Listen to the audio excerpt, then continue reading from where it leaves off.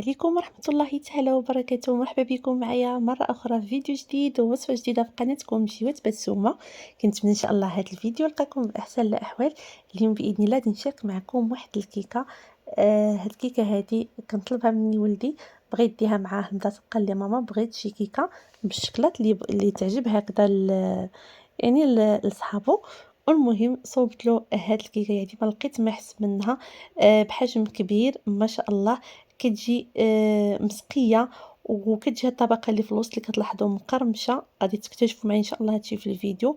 يعني كتجمع ما بين القرمشة والفتاوى، يعني كتجي فتية هشيشة ومقرمشة من الفوق بهاد الطبقة هادي اللي غادي نشارك معكم. فتابعوني من الاول حتى الاخير باش تعرفوا الطريقة والمراحل ديال التحضير وفرجة ممتعة. قبل ما نبداو الوصفة ديالنا كالعادة ما نساوش نصليو على النبي. اللهم صل وسلم وبارك على محمد وعلى اله وصحبه اجمعين. في واحد الاناء كنضيفوا 3 ديال البيضات، يكون الحجم ديالهم كبير. اذا كانوا البيضات صغار ديروا 4 ديال البيضات صغار. غادي نضيف كذلك واحد رشه ملح. كنضيف كاس ديال السكر، كاس ديال العنبه. هنا عاد ضفت رشه ملح.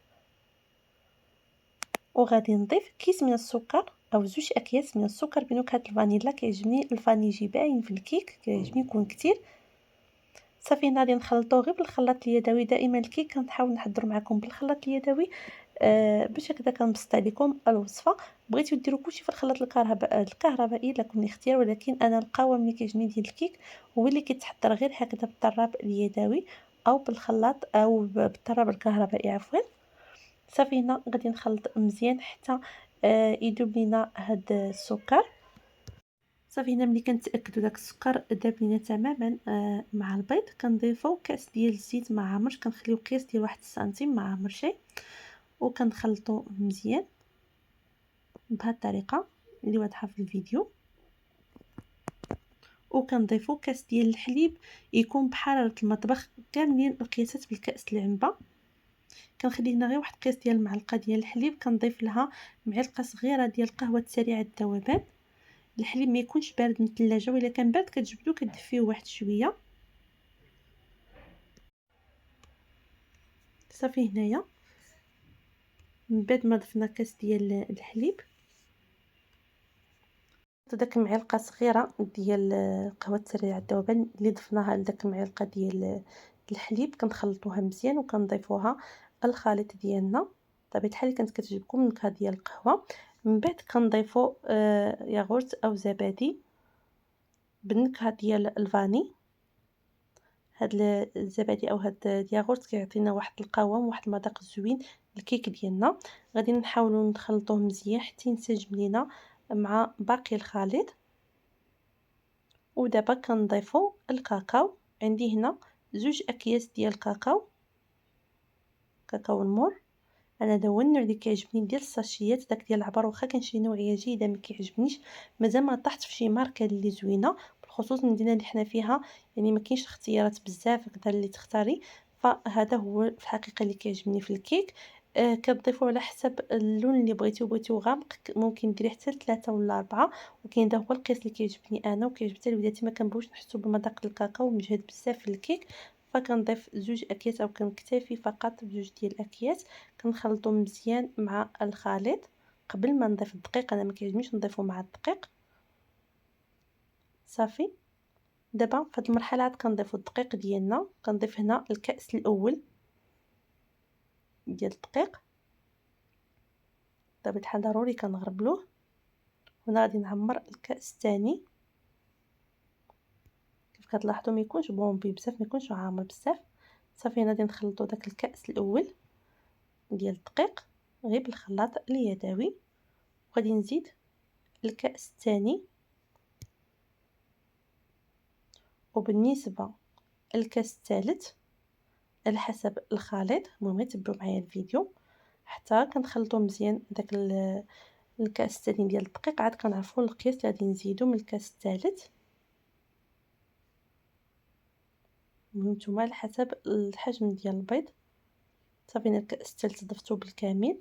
غادي نزيد 2 أكياس ديال خميرة الحلويات، والكيس الثالث غادي نضيف منه فقط النصف، يعني 2 أكياس ونصف من خميرة الحلويات، كل كيس فيه 7 غرام.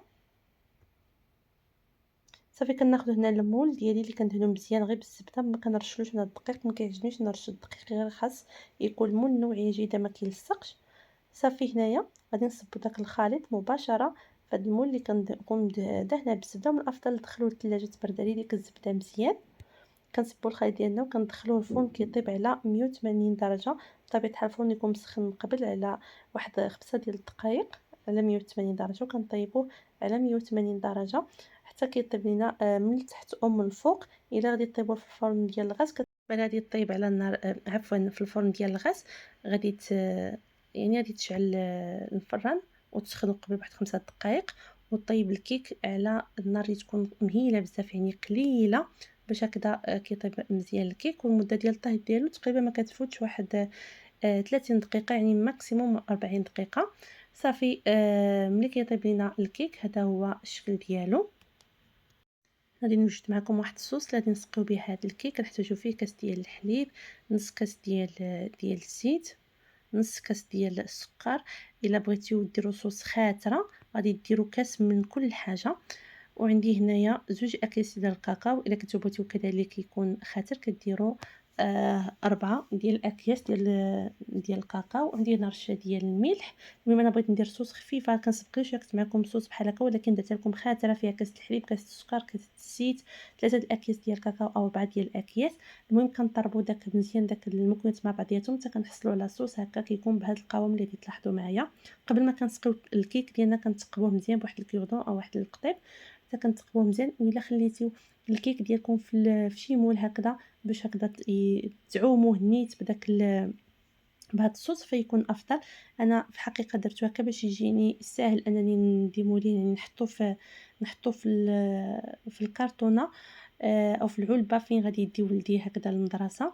على داكشي انا درت مباشر في هذه الشبيكه. المهم كيف كتلاحظوا باش كنساعد داك الكيك يتشرب ليا مزيان داك الصوص، كناخذ واحد الشيته وكنبقى ندهن، كنصب بواحد القياس وكنبدا ندهن الجناب وندهن الكيك مزيان حتى كيتشرب ليا على خاطرو داك الكيك. ما بغيتش ندير ثقاب كبار، بغيت نديرهم غير رقاقين هكاك باش تبقى ليا الفورمه ديال الكيكه مقدم الوجه ديالها. هنا بالنسبه لداك الطبقه المقرمشه كناخذ لوز كونكاسي محمر في المقله، وكناخذ واحد كميه ديال الشكلاط. خذوا القياس اللي كمتوفر عندكم 100 غرام او اكثر على حسب شحال بغيتيو ديروا في الطبقه. انا تقريبا خديت غير واحد 100 غرام ديال الشكلاط، ذوبتها وضفت ليها داك اللوز كونكاسي محمر، ضروري يكون محمر باش يعطيكم مذاق زوين. وكتصبوه هنا خليوه هنا حتى تشرب لكم الكيكه داك الصوص. انا كنت مزروبه فما خليتش داك الصوص يتشرب ليا ودرت مباشره داك الشكلاط. من الافضل تخليو ديك الكيكه حتى تشرب لكم داك الصوص، عاد ديروا داك الطبقه ديال الشكلاط المقرمشه. وكناخذ هنايا اللوز اللي محمر ومطحون بالقشور ديالو ولا بلا قشور، وكنزين به هكا الجوانب. كيف كتلاحظوا معايا هاد الكيكه راه واحد المذاق كيجي فيها عجيب. كنتمنى ان شاء الله تجربوه هكذا بحجم كبير. الا كانت عندكم شي حفله تزيدوه هكذا مع الطورطه الكبيره، راه كتجي يعني كيجي واحد الكيك رائع جدا. والجناب راني دهنتهم كيف كتلاحظوا معايا قبل بالصوص بداك الصوص، فكيتلصق فيه هاد الشكلاط فيرميسيل بكل بساطه. ممكن تخليوه هكاك الجناب ما دير لهم والو. دابا غير مع الوليدات تبارك الله كيعجبهم الشكلاط، فبغيت ندير لهم هكذا شكلاط فيرميسيل كيحماقوا عليه هكا في لي كيك، لذلك درتو ليهم. اما غادي نديرو زعما غير هكذا للضيافه هكذا في الدار، فما غاديش ندير داك الشكلاط فيرميسيل، نكتفي غير باللوز. كتعرفوا الوليدات كيبغيو داك الشكلاط.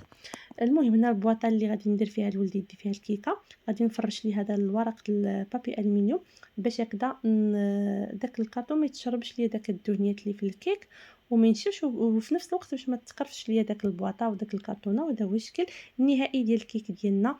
صدقوني جربوا هذا الكيك غادي تعتمدوا عليه، كيحمر الوجه، زوين زوين بزاف. فكنتمنى ان شاء الله تجربوه. في الحقيقه هذا الكيكه هذه كان ولدي غادي يديها، اتفقوا هو وصحابو يديروا واحد الحفله الاستاذه وما كتبش يديروا لهم ديك الحفله، اجلوها له وشافوها صحابو وردها معاه للدار. يعني الاداره ردات ليه هذا الكيك هذا، وقال لي يا ماما راه صحابي شافوا هاد الكيكه راه شهاتهم بغاو يذوقوا منها. وقلت له غادي تعيط لهم داك صحابك اللي صلاح له يجي مرحبا به. ومهم داكشي اللي كان نيت صحابو اللي صلاح لهم يجيو، جاو عنده للدار وحطيت لهم هاد الكيكة ومع داكشي اللي كتب الله. المهم كتبقى غير يعني الوليدات فاش كتلبي لهم الطلب ديالهم حتى هُما كيحسّوا براسهم راه يعني كيفرحوا وكيعجبهم الحال. داك الشي بغيت نشارك معاكم هاد يعني ماشي شي حاجة ولكن بغيت نشارك معاكم هاد الكيكة اللي كنت صايبتها لولدي، فكنتمنى إن شاء الله الفيديو ديال اليوم يكون نال الإعجاب ديالكم، وسمحوا لي إلا طوّلت عليكم. نتلاقاو إن شاء الله في فيديو جديد مع وصفة جديدة، تهلاو في راسكم بزاف، مع السلامة.